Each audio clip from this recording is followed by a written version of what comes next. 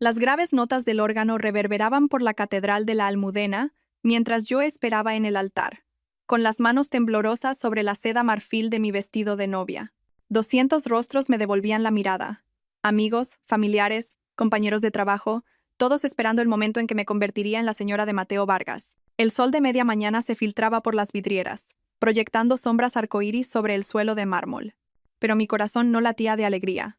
Martillaba con una certeza terrible y aplastante que amenazaba con partirme en dos. ¿Cuánto tiempo llevaban mintiéndome? Detrás del mar de caras expectantes, podía ver a mi madre en el primer banco, su vestido esmeralda perfectamente coordinado, su sonrisa radiante. Parecía la viva imagen del orgullo maternal. Hace 24 horas, me habría creído esa sonrisa. Hace 24 horas, todavía vivía en un mundo donde las madres protegían a sus hijas y el amor significaba algo sagrado. Mateo apretó mi mano, sus ojos azules cálidos con lo que una vez creí que era devoción. ¿Estás lista para esto, Carmen?, susurró, su voz con esa confianza familiar que me atrajo por primera vez hace 3 años. Le miré a la cara, la mandíbula afilada que había recorrido con mis dedos, la boca que me había prometido un para siempre, y sentí que mi mundo se cristalizaba con una claridad perfecta y terrible. Oh, estoy lista, susurré de vuelta, mi voz firme a pesar del terremoto en mi pecho. Más lista de lo que te imaginas. 3 meses antes yo había sido feliz de una forma dichosa e ingenua. Me llamo Carmen Solís. Y a mis 28 años creía que lo tenía todo resuelto. Era la hija que mis padres siempre habían soñado, licenciada summa cum laude en Filología Hispánica por la Complutense, trabajaba como editora senior en Editorial Meridiano y acababa de comprometerme con Mateo Vargas, el chico de oro de nuestra comunidad. Nuestro compromiso había sido un cuento de hadas. Mateo, de 31 años y devastadoramente atractivo, era hijo del magistrado Alonso Vargas y la filántropa Victoria Rey. Trabajaba como abogado corporativo en uno de los bufetes más prestigiosos de Madrid, conducía un BMW y me había pedido matrimonio en el Teatro Real durante el intermedio de El Lago de los Cisnes, mi ballet favorito. «Vais a tener una vida tan bonita juntos», había dicho a mi madre Diana esa noche, admirando el anillo de diamantes de 2 quilates que atrapaba la luz como el fuego de una estrella capturada. «Los Vargas son una familia tan prominente. Lo has hecho bien, cariño». Debería haberme dado cuenta de la forma en que lo dijo. No serás feliz o es perfecto para ti, sino lo has hecho bien. Como si hubiera completado una especie de transacción en lugar de encontrar a mi alma gemela. Mi padre, el juez Guillermo Solís, se había mostrado más reservado, pero igualmente complacido. Había construido su reputación sobre los valores familiares y la moral tradicional, y ver a su única hija casarse con una familia tan respetada era como una bendición a todo lo que había defendido durante 30 años. «Mateo es un buen hombre», había dicho papá, dándome uno de sus cálidos y envolventes abrazos después de la cena esa noche. «Veo cuánto te quiere, Carmen. Y lo que es más importante, veo cuánto le quieres tú. Amor». La palabra que más tarde sabría veneno en mi lengua. La planificación de la boda consumió los 2 meses siguientes. Mi madre se volcó en los preparativos con una intensidad que me conmovía y me agotaba a partes iguales. Insistió en encargarse de cada detalle: las flores, el catering, la música, incluso mis citas para las pruebas del vestido. «Este es el sueño de toda madre», decía, hojeando revistas y haciendo interminables llamadas telefónicas, planeando la boda perfecta de su hija. Agradecí su implicación, incluso cuando ocasionalmente desestimaba mis preferencias. Cuando sugerí flores silvestres para el ramo, ella insistió en rosas blancas y peonías. Cuando quise un simple cuarteto de cuerda, contrató una orquesta completa. Cuando mencioné que quería escribir mis propios votos, me convenció de que los votos tradicionales eran más elegantes. «Confía en mí», cielo, decía con esa sonrisa que yo había heredado. «Mamá sabe lo que es mejor». Mateo parecía divertido por nuestra dinámica familiar. A menudo pasaba por casa sin avisar, encantando a mis padres con historias de su bufete y cumplidos sobre la cocina de mi madre. Él y Diana pasaban largos ratos juntos en la cocina, mientras yo terminaba llamadas de trabajo o corregía manuscritos. Sus risas flotaban por nuestro chalet de Pozuelo como si fueran música. «Tu madre es extraordinaria», me dijo una tarde mientras paseábamos por el Parque del Retiro, el mismo sendero donde me había pedido que fuera su novia por primera vez. «Está tan dedicada a asegurarse de que todo sea perfecto para nosotros». «Siempre ha sido así», respondí, apretando su mano. Cuando era pequeña, pasaba semanas preparando mis fiestas de cumpleaños. Cada detalle tenía que ser impecable. Y siempre lo eran, estoy seguro. Dejó de caminar y se giró para mirarme, sus manos enmarcando mi rostro. «Igual que tú eres perfecta». Debería haberme preguntado por qué pasaba tanto tiempo hablando de mi madre. Debería haber cuestionado la forma en que sus ojos se detenían en ella cuando se reía. O cómo siempre parecía saber exactamente qué vino traer que la haría iluminarse de placer. Estaba tan enamorada, y el amor, estaba empezando a aprender, nos vuelve espectacularmente ciegos. La primera grieta apareció 3 semanas antes de la boda. Había pasado por casa de mis padres después del trabajo para ultimar la distribución de las mesas, con los brazos llenos de tarjetas de confirmación y el maletín del portátil pesado con manuscritos. La casa estaba inusualmente silenciosa cuando entré por la puerta principal. Mamá, papá, llamé, dejando mis cosas en el recibidor. En la cocina, cariño, llegó la voz de mi madre. Pero había algo diferente en ella, entrecortada, casi azorada. La encontré de pie junto al fregadero, de espaldas a mí, lavando platos que parecían sospechosamente limpios. Su pelo oscuro, normalmente peinado a la perfección, estaba revuelto, y cuando se dio la vuelta, sus mejillas estaban sonrojadas. Oh, Carmen, cielo, no te esperaba tan pronto. Son las 6:30, dije, mirando mi reloj. La misma hora a la que siempre vengo los miércoles. Claro, claro. Se secó las manos con un paño de cocina, evitando mi mirada. Tu padre está en la reunión del consejo de la iglesia. Algo no encajaba, pero no sabía qué era. La cocina olía diferente. No a las habituales velas de vainilla de mi madre, sino a otra cosa. Algo masculino y caro. ¿Ha habido alguien aquí? Pregunté, sentándome en la isla de la cocina con las tarjetas de confirmación. ¿Qué? Oh, no, solo yo. Se volvió hacia el fregadero. ¿Qué tal tu día, cariño? Casi lo dejo pasar. Casi. Pero entonces me di cuenta de algo en la encimera. Una taza de café que pertenecía a nuestra vajilla buena, la que solo usábamos para invitados especiales. Todavía estaba caliente. Mamá, ¿de quién es esta taza? Sus hombros se tensaron. Mía, por supuesto. Tú solo bebes té por la tarde. Yo... Me sentía cansada. Necesitaba la cafeína. La mentira flotaba entre nosotras como un cable de alta tensión. Mi madre nunca había sido buena mentirosa. Sus gestos eran tan familiares para mí como los latidos de mi propio corazón.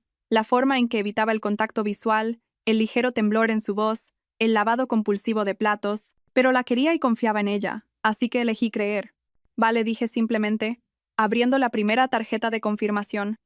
Vamos a organizar estas mesas. La tarde transcurrió con normalidad, pero algo había cambiado. Vi a mi madre mirar su teléfono constantemente, sus dedos tamborileando ansiosamente contra la encimera. Cuando Mateo me envió un mensaje sobre las 8 para decir que trabajaría hasta tarde y que nos veríamos mañana, noté cómo todo su cuerpo pareció relajarse. La segunda grieta llegó una semana después.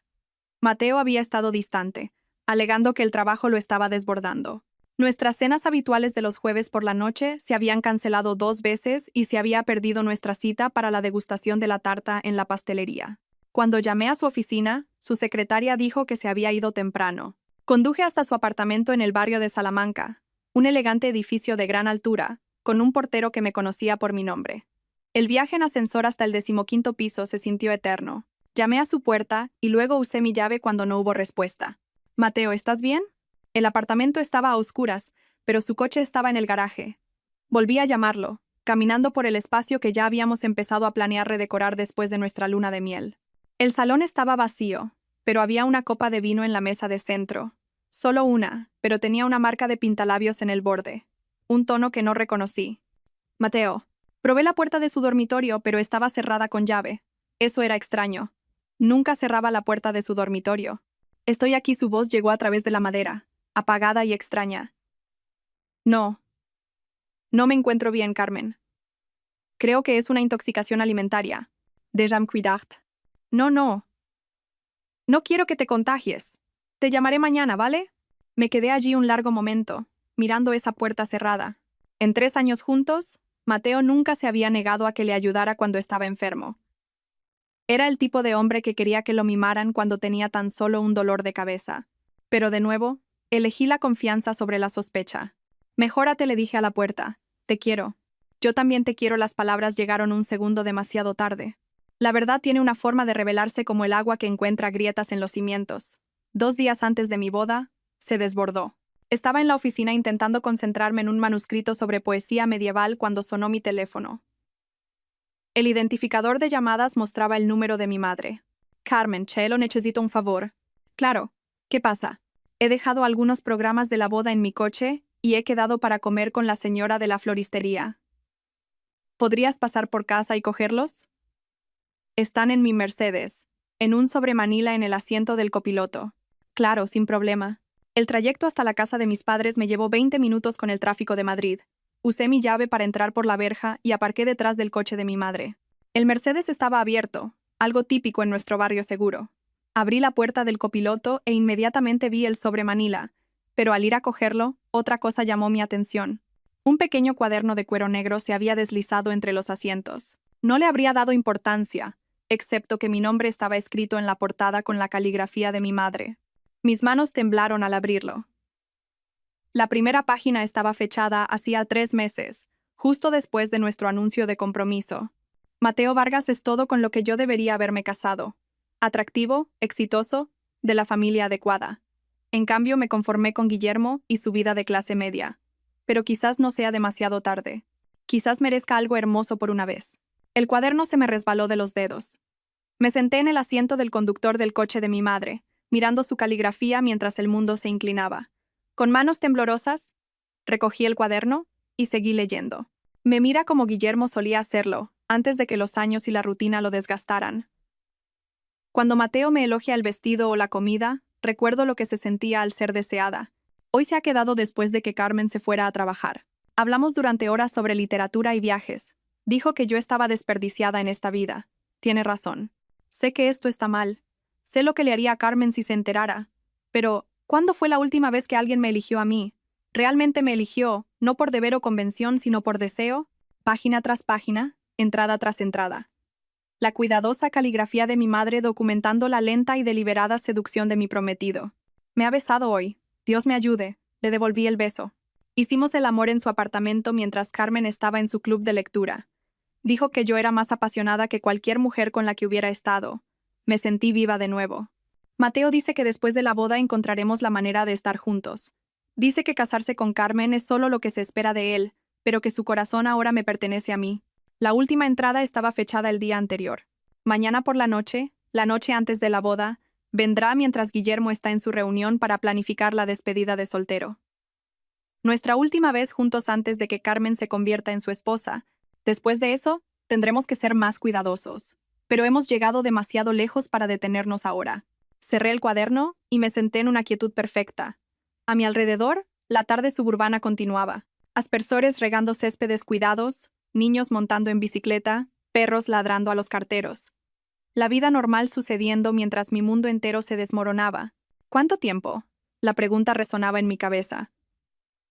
¿Cuánto tiempo se habían estado riendo de mí a mis espaldas? Pensé en cada cena en la que se habían sentado uno frente al otro, en cada reunión familiar en la que habían intercambiado miradas que yo había sido demasiado confiada para interpretar correctamente.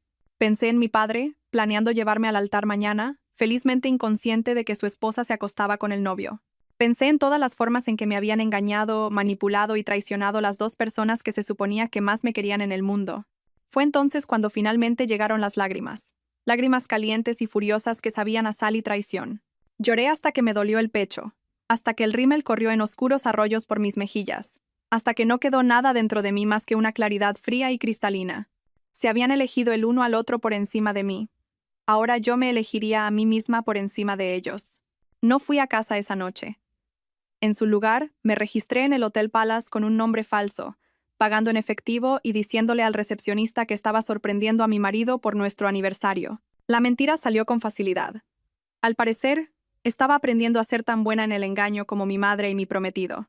En la habitación del hotel, lo extendí todo sobre la cama king size como un detective organizando pruebas.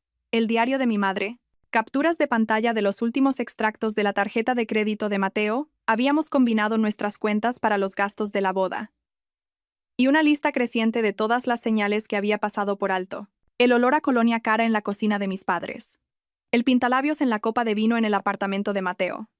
Su repentina experiencia en el vino favorito de mi madre. La forma en que ambos habían insistido tanto en los votos matrimoniales tradicionales, probablemente porque sabían que yo podría decir algo en votos personales que expusiera su culpa. Pedí servicio de habitaciones y me senté con las piernas cruzadas en la cama, comiendo pasta carísima mientras planeaba su destrucción. La antigua Carmen los habría confrontado en privado. Habría llorado y exigido explicaciones.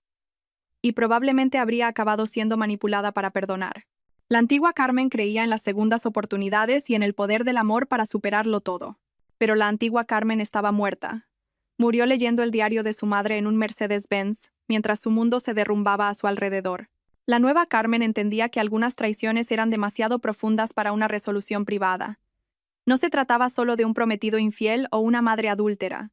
Se trataba de dos personas que habían conspirado para hacerme cómplice de mi propia humillación, que habían planeado continuar su aventura después de mi boda, que me habían robado no solo mi felicidad, sino también mi dignidad. Querían jugar. Bien. Yo había aprendido de los mejores. Llamé a mi asistente en Editorial Meridiano. Elena, necesito que me hagas un favor. ¿Puedes compilar una lista de invitados para todos los que vienen a mi boda mañana? Direcciones de correo electrónico, números de teléfono, redes sociales, todo. Por supuesto. ¿Está todo bien? Suenas. Todo está perfecto, dije.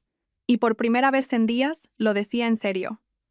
Solo quiero asegurarme de que todo el mundo tenga toda la información que necesita para mañana. A continuación, llamé a mi compañera de universidad, Sofía, que trabajaba como periodista freelance en Barcelona. Carmen, Dios mío, tu boda es mañana. ¿Estás de los nervios? Estoy tan emocionada. Sofía, necesito un favor y necesito que no hagas preguntas, ¿vale? ¿Qué tipo de favor? Necesito que estés mañana en la Catedral de la Almudena con tu cámara y tus credenciales de prensa. Va a pasar algo noticioso y quiero que quede documentado. Carmen, me estás asustando. No soy yo la que debería dar miedo. La última llamada fue la más difícil. Marqué el número de mi padre, sabiendo que estaría en casa después de su reunión de planificación de la despedida de soltero. Carmen, cariño, no deberías estar llamándome. ¿No da mala suerte que el padre de la novia hable con su hija la noche antes de la boda? Papá, dije, y mi voz se quebró ligeramente. Te quiero. Pase lo que pase mañana. Necesito que recuerdes que te quiero, y que nada de esto es culpa tuya. Cielo, me estás preocupando. ¿Qué pasa? No pasa nada, papá. Todo va a estar bien por fin. Después de colgar, me senté en el silencio de la habitación del hotel durante mucho tiempo, pensando en la justicia, la venganza y la diferencia entre ambas. La venganza consistía en causar dolor. La justicia consistía en revelar la verdad. Mañana, serviría justicia con una sonrisa. Me desperté al amanecer y pedí café al servicio de habitaciones, sentada junto a la ventana en mi albornoz de hotel mientras el sol pintaba Madrid en tonos dorados y rosas. En 6 horas, se suponía que me convertiría en la señora de Mateo Vargas.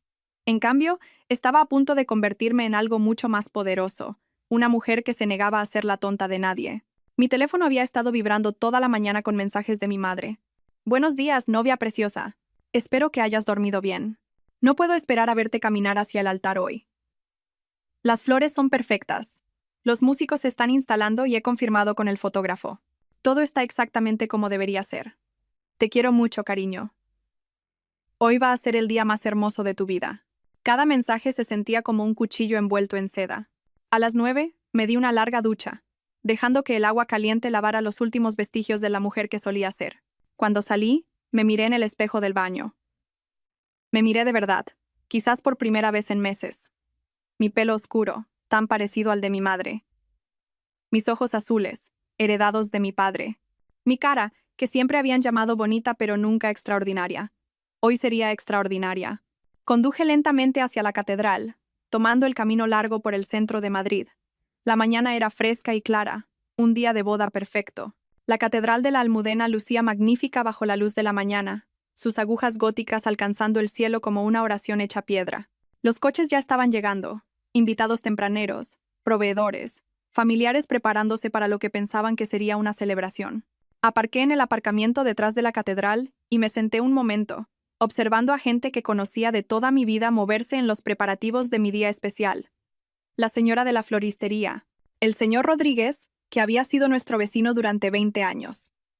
Los amigos de la Facultad de Derecho de Mateo, riendo y ajustándose las corbatas. Todas estas personas que se preocupaban por mí, que habían dedicado su sábado a presenciar lo que creían que sería el comienzo de mí y vivieron felices para siempre. También merecían saber la verdad. Recogí mi vestido de novia, los zapatos y el neceser de maquillaje y entré en la catedral por la entrada lateral que conducía a la sala de preparación de la novia. El pequeño espacio ya estaba lleno de actividad. Mi dama de honor principal, Isabel, estaba colgando su vestido, y mis otras dos damas de honor estaban preparando café y arreglando flores. Carmen, Isabel corrió a abrazarme. Dios mío, estás radiante. ¿Cómo te sientes? Como si hoy fuera a cambiarlo todo, dije, y fue lo más sincero que había dicho en días. ¿Dónde está tu madre? Pensé que ya estaría aquí. Revisé mi teléfono. Ningún mensaje nuevo de Diana desde sus empalagosos textos de buenos días. Probablemente esté en casa preparándose, dije. Ya sabes cómo le gusta que todo esté perfecto. Lo que no dije fue que sabía exactamente dónde estaba mi madre, porque había estado rastreando el teléfono de Mateo desde anoche usando nuestra cuenta compartida. Había pasado la noche en nuestra casa familiar, marchándose a las 6:30 de la mañana, probablemente para evitar ser visto por los vecinos o por mi padre. Una última traición por los viejos tiempos. Mientras mis damas de honor me ayudaban a ponerme el vestido, me sentí extrañamente tranquila. La seda marfil se deslizó sobre mi piel como una armadura, y cuando abrocharon las docenas de pequeños botones de perla en mi espalda, sentí que me transformaba en alguien nuevo, alguien más fuerte. El vestido había sido elección de mi madre, por supuesto. Un tradicional vestido de corte A con mangas largas, una cola catedral y suficientes abalorios para rivalizar con una constelación. Yo había querido algo más sencillo, más moderno, pero Diana había insistido. Este vestido saldrá precioso en las fotos, había dicho durante la prueba. La elegancia clásica nunca pasa de moda. Ahora entendía por qué había estado tan interesada en mi aspecto. Necesitaba que yo luciera perfecta para las fotografías que documentarían la humillación de su yerno. Isabel me colocó el velo, el mismo velo hasta la punta de los dedos que había llevado mi abuela. Estás absolutamente deslumbrante, Carmen. Mateo se va a morir cuando te vea. Eso espero, murmuré. A las 11:30, llegó el fotógrafo para hacer las fotos previas a la ceremonia. Sonreí y posé, dejando que capturara lo que él creía que eran imágenes de alegría nupcial, pero que en realidad eran fotos de una mujer preparándose para la guerra. A las 11:45, llegó mi padre. Hola, mi niña bonita. Papá estaba en la puerta de la sala, resplandeciente con su esmoquín negro formal, su pelo plateado perfectamente peinado. A sus 58 años, el juez Guillermo Solís seguía siendo un hombre apuesto, alto, digno, con esa calidez genuina que lo había hecho querido por nuestra comunidad durante décadas. También era un hombre cuyo mundo estaba a punto de colapsar. Estás radiante, cariño, dijo, con los ojos empañados. Apenas puedo creer que mi pequeña se case. Las damas de honor y el fotógrafo se apartaron discretamente para darnos privacidad. Tomé las manos de mi padre, esas manos fuertes y amables que habían bendecido a innumerables parejas, que me habían sostenido cuando me raspaba las rodillas de niña, que me habían enseñado a conducir, a rezar y a creer en la bondad. Papá, necesito decirte algo antes de que caminemos hacia el altar. Por supuesto, cielo, ¿qué es? Saqué el diario de mi madre de mi bolso de novia y lo puse en sus manos. Encontré esto en el coche de mamá ayer. Parecía confundido al abrirlo, pero observé cómo su rostro cambiaba a medida que empezaba a leer. El color desapareció de sus mejillas. Sus labios se entreabrieron ligeramente y sus manos comenzaron a temblar. Carmen, su voz era apenas un susurro. Esto no puede ser. Tu madre nunca. Lee las fechas, papá, léelo todo. Se hundió en una silla, todavía sosteniendo el diario, sus ojos recorriendo página tras página de la traición de su esposa. Me arrodillé a su lado, mi vestido de novia amontonándose a nuestro alrededor como nata derramada. ¿Cuánto tiempo hace que lo sabes? Preguntó finalmente. Desde ayer. Lo siento, papá. Lo siento mucho. Me miró, este hombre que había construido toda su carrera sobre la santidad del matrimonio y la familia, y vi algo romperse detrás de sus ojos. ¿Qué vamos a hacer? Susurró. Vamos a caminar hacia ese altar, dije con firmeza. Y vamos a dejar que todo el mundo vea exactamente quiénes son Diana Vargas y Mateo Vargas. Carmen, no. Piénsalo. El escándalo, la humillación. La humillación no es nuestra, papá. Es de ellos. Me miró fijamente durante un largo momento, y pude verle luchar contra 30 años de condicionamiento que decían que los problemas familiares debían manejarse en privado, en silencio, a puerta cerrada. Hay 200 personas ahí fuera, dijo.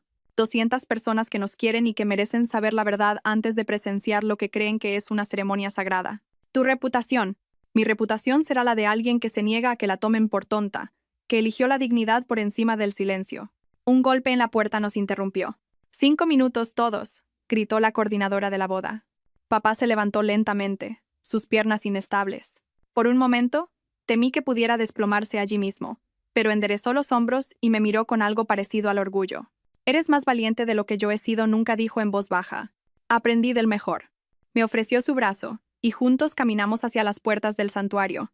A través de los paneles de cristal podía ver la catedral llena de invitados, amigos y familiares que habían viajado de todo el país para celebrar con nosotros. El altar estaba decorado con rosas blancas y peonías, tal como mi madre había querido. El cuarteto de cuerda tocaba el canon de Pachelbel, llenando el espacio sagrado con una melodía sublime. Mateo esperaba en el altar con su esmoquín perfectamente entallado, pareciendo en todo momento el abogado de éxito y el novio devoto. Su padrino y los demás caballeros de honor lo flanqueaban, todos sonriendo con anticipación.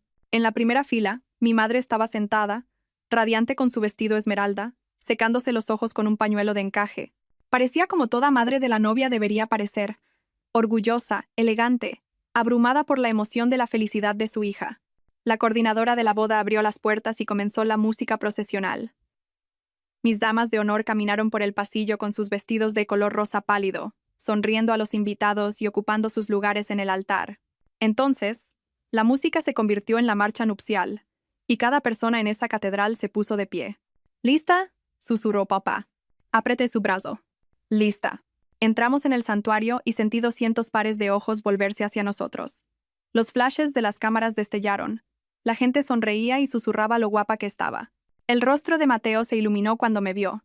Sus ojos azules cálidos con lo que parecía amor genuino. Mi madre se llevó el pañuelo a los ojos. La imagen de la devoción maternal. ¿Qué actores tan increíbles son ambos?, pensé mientras caminábamos por el pasillo. Deberían haber estado en la Gran Vía en lugar de en mi vida. Llegamos al altar y papá puso mi mano en la de Mateo antes de tomar asiento, el gesto que se suponía que simbolizaba a un hombre entregando a su hija a otro. En cambio, sentí que me estaban entregando a mi enemigo. Queridos hermanos, comenzó el sacerdote, su voz resonando fácilmente a través del sistema de sonido de la catedral. Estamos aquí reunidos para ser testigos de la unión de Mateo Vargas y Carmen Solís en santo matrimonio. Le dejé hablar, siguiendo la ceremonia tradicional, esperando mi momento. Mateo apretó mi mano y yo le devolví el apretón. En la primera fila, mi madre observaba con un orgullo radiante. No tenían ni idea de lo que se avecinaba. El matrimonio no debe contraerse a la ligera, sino con reverencia, deliberadamente, y de acuerdo con los propósitos para los que fue instituido por Dios. Qué apropiado, pensé. Hablemos de reverencia y de los propósitos de Dios. Si hay alguien presente que conozca un impedimento para que este matrimonio se celebre, que hable ahora o calle para siempre. Este era el momento que había estado planeando. El momento en que podría haber hablado, podría haberlo revelado todo en ese mismo instante. En cambio, permanecí en silencio. Dejé que el sacerdote continuara con los votos, el intercambio de anillos, todo. Quería que se sintieran seguros. Quería que pensaran que habían ganado. Mateo, dijo el sacerdote, ¿quieres recibir a Carmen como esposa y prometes serle fiel en las alegrías y en las penas, en la salud y en la enfermedad, y así amarla y respetarla todos los días de tu vida? Mateo me miró a los ojos, su voz fuerte y clara. Sí, quiero. Prometes serle fiel. La mentira era tan descarada que casi me hizo reír. Carmen, ¿quieres recibir a Mateo como esposo y prometes serle fiel en las alegrías y en las penas, en la salud y en la enfermedad, y así amarlo y respetarlo todos los días de tu vida? Este era mi momento. El momento de decir, sí, quiero, y convertirme en cómplice de mi propio engaño, o el momento de reducir su mundo a cenizas con la verdad. Miré a la congregación, todos esos rostros llenos de expectación y alegría. Miré a mi padre en la primera fila, sus ojos animándome a ser fuerte. Miré a mi madre, todavía secándose los ojos con emoción teatral. En realidad dije, mi voz resonando claramente a través del sistema de sonido de la catedral, antes tengo algo que decir. La catedral se sumió en un silencio perfecto. Incluso el cuarteto de cuerda dejó de tocar. La mano de Mateo se apretó sobre la mía, su sonrisa vacilando ligeramente. Carmen. El sacerdote parecía confundido. ¿Está todo bien? Todo está perfecto, dije, volviéndome para encarar a la congregación. 200 rostros me devolvían la mirada, la confusión reemplazando la celebración en sus expresiones. Me acabo de dar cuenta de que antes de hacer la promesa más grande de mi vida, probablemente debería ser completamente honesta sobre todo. El agarre de Mateo en mi mano era ahora casi doloroso. Carmen, ¿qué estás haciendo? Me solté la mano y me aparté ligeramente de él, más cerca del micrófono. En la primera fila, mi madre se había quedado muy quieta, su pañuelo olvidado en su regazo. Quiero agradecer a todos por estar aquí hoy, comencé, mi voz firme y clara. Significa todo para mí que hayáis dedicado vuestro tiempo a presenciar lo que pensabais que sería el comienzo de mí, y vivieron felices para siempre. Los murmullos comenzaron a ondular por la congregación. Pude ver a Sofía en la parte de atrás, su cámara discretamente posicionada. Pero he aprendido recientemente que los finales felices se construyen sobre la verdad, no sobre hermosas mentiras. Y hay algo que todos necesitáis saber antes de que esta ceremonia continúe. Carmen. Mateo intentó agarrarme, pero me aparté más. Ayer descubrí que mi prometido y mi madre han estado teniendo una aventura. Las palabras golpearon la catedral como una bomba. Los jadeos resonaron en las paredes de piedra. Alguien dejó caer su programa. En la primera fila, vi cómo el color desaparecía del rostro del magistrado Vargas mientras miraba a su hijo. Encontré el diario de mi madre detallando su relación. Continué, mi voz fortaleciéndose con cada palabra. 3 meses de reuniones secretas, mentiras y traiciones. 3 meses de ellos riéndose de lo fácil que era engañarme. Mi madre se levantó bruscamente, con el rostro enrojecido. Carmen, para con estas tonterías. Siéntate, Diana. La orden tajante vino de mi padre, que también se había levantado de su asiento. Su voz llevaba la autoridad de 30 años de judicatura, y mi madre se hundió de nuevo en su banco como si la hubieran golpeado. Mateo intentaba frenéticamente salvar la situación. Todos, por favor, ha habido algún tipo de malentendido. ¿Es un malentendido que pasaras la noche anterior en casa de mis padres? Pregunté lo suficientemente alto para que todos lo oyeran. Mientras mi padre estaba en su reunión, planeando tu despedida de soltero, la catedral estalló en susurros y jadeos de sorpresa. El rostro de Mateo se puso blanco. ¿Es un malentendido que hayas estado usando nuestra tarjeta de crédito conjunta para comprarle vinos caros a mi madre? Vinos que ella mencionó específicamente que le encantaban en las entradas de su diario sobre vuestra aventura. El magistrado Vargas estaba ahora de pie, mirando a su hijo con horror e ira. Mateo, dime que esto no es verdad. Mateo miró a su alrededor en la catedral, desesperado, viendo su reputación, su carrera, su vida entera desmoronarse en tiempo real. Yo, puedo explicarlo. Oh, por favor, explícalo, dije, mi voz goteando una falsa dulzura. Explícaselo a tu padre, a tus compañeros, a todos los que creían que eras un hombre de honor, cómo sedujiste a la madre de tu prometida. Explica cómo planeabas casarte conmigo mientras continuabas tu aventura con ella.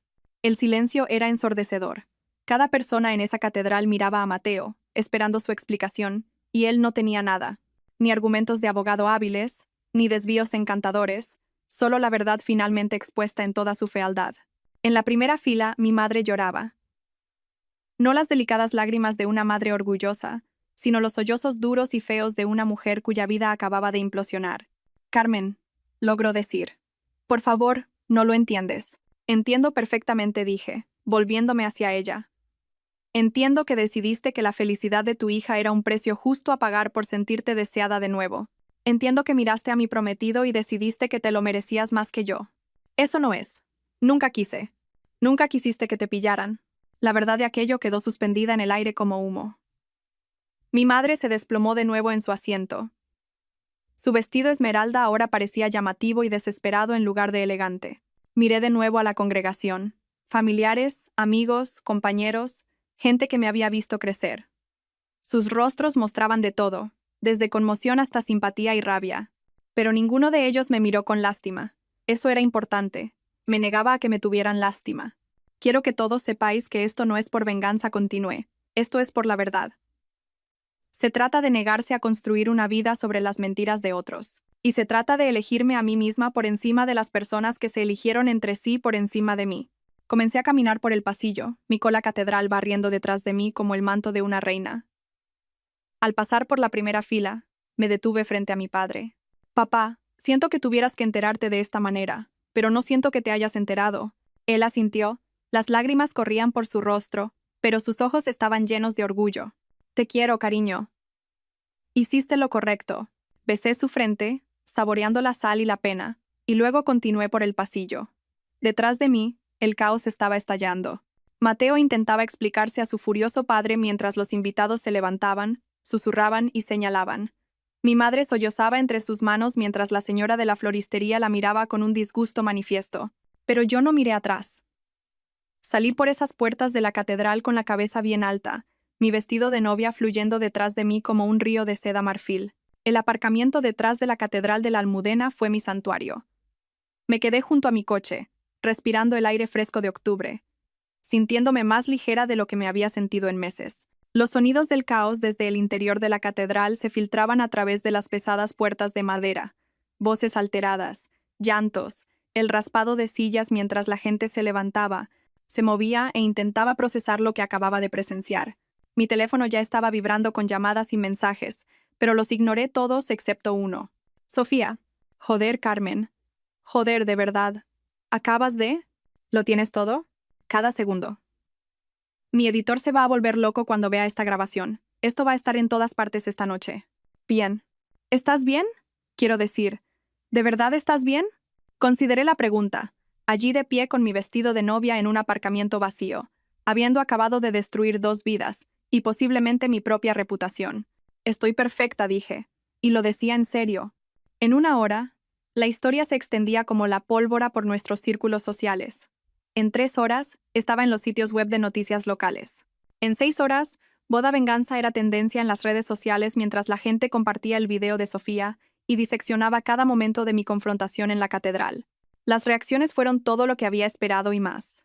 El magistrado Vargas emitió un comunicado a través de su bufete anunciando que su hijo se tomaba una baja indefinida para tratar asuntos personales. Traducción. La carrera de Mateo estaba acabada. Ningún bufete en Madrid lo tocaría después de esto. Victoria Rey, la madre de Mateo, me envió una carta escrita a mano que llegó por mensajero esa misma tarde. Querida Carmen, no puedo empezar a expresar mi horror por el comportamiento de mi hijo ni mi admiración por tu valentía hoy. Merecías mucho más que esta traición. Por favor, sabe que siempre tendrás mi respeto y mi apoyo. Con mi más profundo pesar, Victoria. Los miembros de la comunidad se unieron en torno a mi padre de una manera que me hizo llorar. Para el domingo por la noche, más de 100 personas habían llamado o pasado por casa para expresar su apoyo y su asco por lo que le habían hecho a nuestra familia. Pero la respuesta más satisfactoria vino del círculo social de mi madre. Las mujeres a las que había pasado años intentando impresionar con su matrimonio perfecto y su hija perfecta. En 24 horas, le habían pedido discretamente que renunciara a su puesto en 3 juntas benéficas diferentes. Sus invitaciones para comer se agotaron. Su teléfono dejó de sonar. Diana, que había construido su identidad en ser la esposa perfecta del juez, de repente se encontró siendo el tema de conversaciones susurradas y miradas de asombro dondequiera que iba. Intentó llamarme docenas de veces. Dejé que cada llamada fuera al buzón de voz. 3 días después de mi no boda, me senté en el despacho de mi padre, viéndolo meter en cajas 30 años de libros de derecho y notas de sentencias. No tienes que dimitir, dish por Dios décima vez. Sí, tengo que hacerlo. Su voz era cansada pero resuelta. No puedo predicar sobre la santidad del matrimonio cuando mi propia esposa se burló de él. La comunidad merece algo mejor. Papá había envejecido años en las últimas 72 horas. Las líneas alrededor de sus ojos eran más profundas, sus hombros más encorvados, pero también había algo pacífico en él. Como un hombre que había estado cargando un peso, que no sabía que estaba allí, hasta que finalmente se lo quitaron. ¿Qué harás? Me han ofrecido un puesto en un pequeño juzgado en un pueblo de Asturias. Juez interino mientras buscan a alguien permanente. Me dará tiempo para averiguar qué viene después. ¿Y mamá? Su rostro se endureció.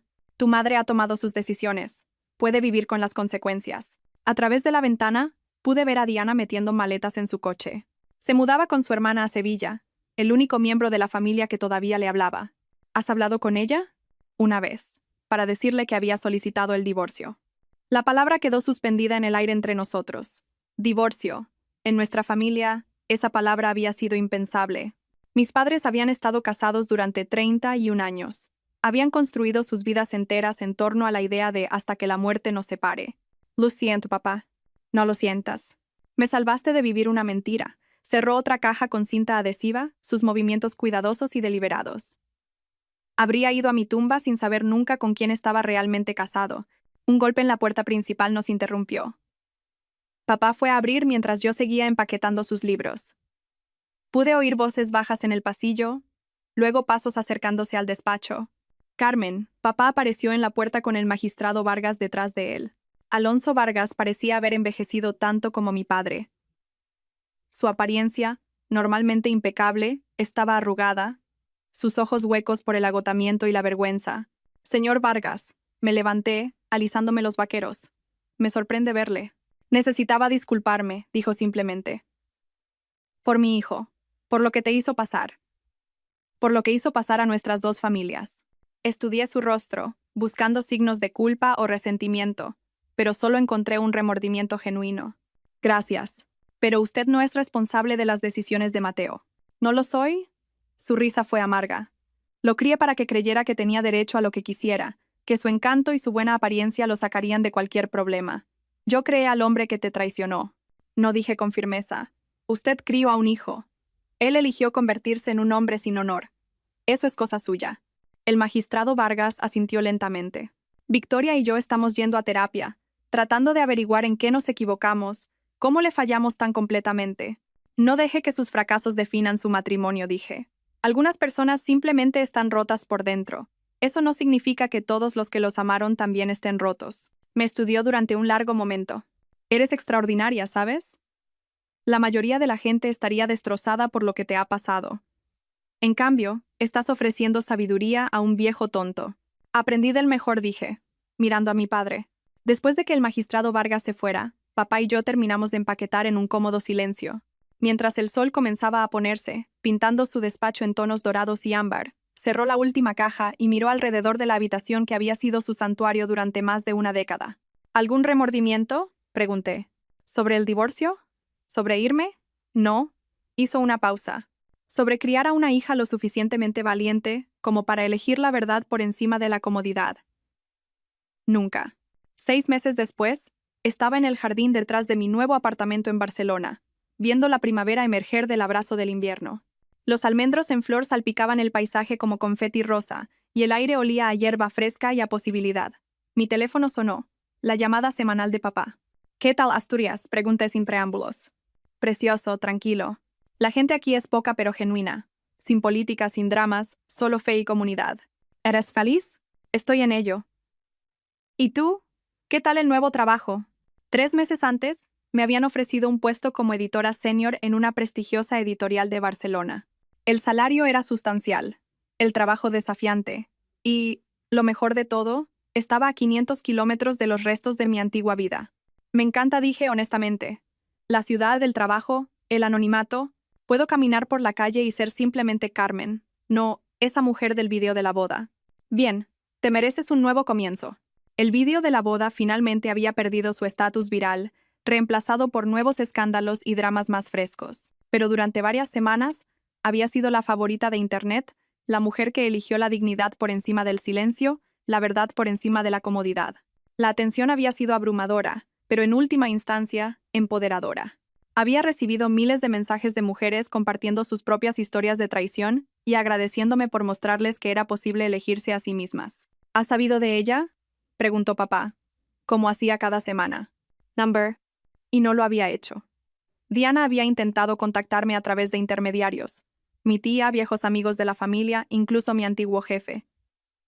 Pero había dejado claro que no tenía nada que decirle. Algunas traiciones eran demasiado profundas para el perdón, al menos no el tipo de perdón barato que finge que no ha pasado nada.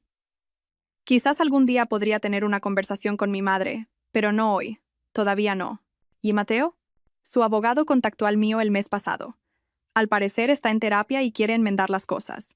Me reí, pero ya no había amargura en ello. Le dije a mi abogado que le informara de que la mejor enmienda que podía hacer era dejarme en paz para siempre. Después de que terminó la llamada, me senté en mi jardín con una taza de café y mi último manuscrito, las memorias de una mujer que había reconstruido su vida después de descubrir la aventura de 20 años de su marido. Los paralelismos con mi propia historia no se me escapaban, pero había aprendido a encontrar fuerza en las historias de supervivencia de otras personas en lugar de dolor en sus traiciones. El timbre de mi puerta sonó, interrumpiendo mi lectura. No esperaba a nadie, pero cuando abrí, encontré a un repartidor sosteniendo un enorme ramo de flores silvestres, del tipo que había querido para mi ramo de novia en lugar de la elección de mi madre de rosas y peonías. La tarjeta era simple. Por elegirte a ti misma, de alguien que lo entiende, una amiga. Sin firma, sin remitente, pero no lo necesitaba. Durante los últimos meses, había conectado con docenas de mujeres que habían encontrado el coraje para dejar relaciones tóxicas, para decir la verdad al poder, para elegir su propia felicidad por encima de la comodidad de los demás. Éramos una hermandad de supervivientes y nos cuidábamos mutuamente. Coloqué las flores silvestres en un jarrón y las puse en la mesa de mi cocina, donde su belleza natural iluminó toda la habitación. Luego volví a mi jardín, a mi manuscrito, a la vida que estaba construyendo, una elección deliberada a la vez. Un año después, estaba en el podio del gran salón del Hotel Palace, mirando a cientos de rostros, escritoras, editoras y lectoras, que se habían reunido para la Conferencia Nacional de Literatura Femenina. La placa delante de mí decía, Carmen Solís, ponente principal. El poder de la voz auténtica. Hace un año comencé. Mi voz resonando fácilmente a través del sistema de sonido. Me encontraba en un altar frente a 200 personas y tomé una decisión que lo cambió todo. No la decisión que todos esperaban que tomara, sino la decisión que honraba quién soy realmente. En la audiencia, pude ver a mujeres asintiendo, inclinándose hacia adelante en sus asientos. Mi historia se había convertido en un referente para muchas, no por el drama o la venganza, sino por la verdad más profunda que representaba. Se nos enseña desde la infancia que mantener la paz es más importante que mantener nuestra dignidad, que ser amable es más valioso que ser honesta, que la comodidad de los demás importa más que nuestra propia verdad. Hice una pausa, pensando en esa mañana en la habitación del hotel cuando me había mirado en el espejo y había decidido convertirme en alguien nuevo. Pero esto es lo que aprendí. Cuando eliges la verdad por encima de la comodidad, cuando te eliges a ti misma por encima de las personas que han elegido traicionarte, no solo cambias tu propia vida, das permiso a todos los que te observan para que hagan lo mismo. El aplauso fue cálido y sostenido. Después de mi discurso, docenas de mujeres se me acercaron para compartir sus propias historias de elegir el coraje sobre el silencio, la autenticidad sobre la aprobación. Tarde esa noche, me senté en la habitación de mi hotel con una copa de vino, revisando mensajes de mujeres que habían visto mi discurso de la conferencia en línea. Sus palabras eran variaciones del mismo tema. Gracias por mostrarme que era posible. Gracias por elegir la verdad. Gracias por negarte a guardar silencio. Mi teléfono vibró con un mensaje de texto de papá. He visto tu discurso en línea. Mamá estaría orgullosa. Miré el mensaje durante mucho tiempo.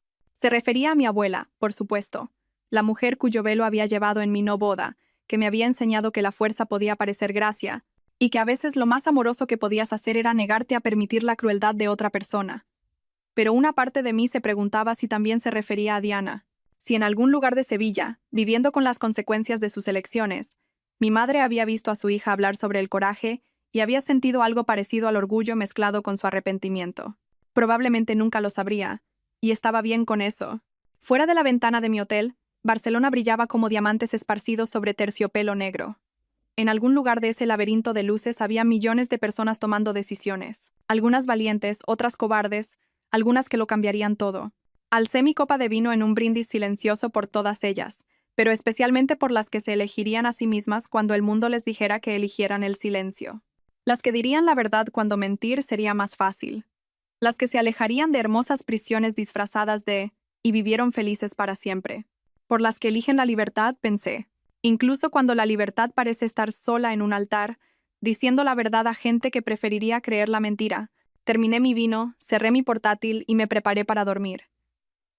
Mañana, volvería a mi vida en Barcelona, a mi trabajo, a mi apartamento, a mi jardín de flores silvestres. La vida que había construido no sobre los cimientos de otra persona, sino sobre mi propia verdad inquebrantable.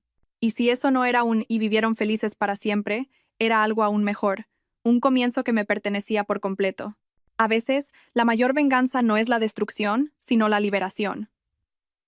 A veces, lo más poderoso que una mujer puede hacer es elegirse a sí misma cuando todos los demás esperan que elija el silencio. Y a veces, el mejor y vivieron felices para siempre no es el que planeaste, sino el que creas cuando finalmente aprendes a valorar tu propia verdad por encima de la comodidad de los demás.